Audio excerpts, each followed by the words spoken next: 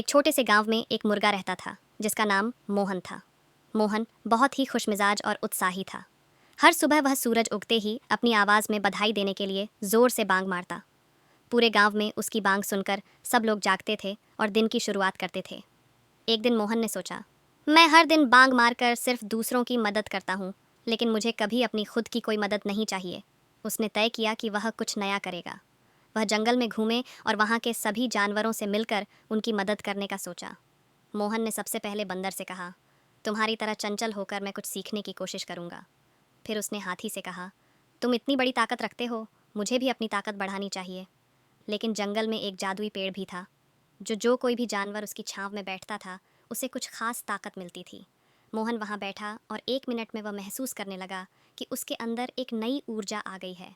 उसने जंगल में जाकर सब जानवरों से कहा, मुझे अब अपनी ताकत मिल गई है, मैं अब और भी मदद कर सकता हूँ। वह वापस गांव आया और फिर से सूरज उगने पर अपनी बांग मारने लगा। अब उसकी बांग पहले से और भी जोश भरी थी और गांव वाले उसे सुनकर खुश हो जाते थे। मोहन ने सीखा कि अगर आप दूसरों की मदद करते हैं तो खुद भी खुश रहते हैं। उसकी बांग अब सिर्फ एक आवाज़ नहीं थी, बल्कि सबको प्रेरणा देने वाली एक शक्ति बन गई थी।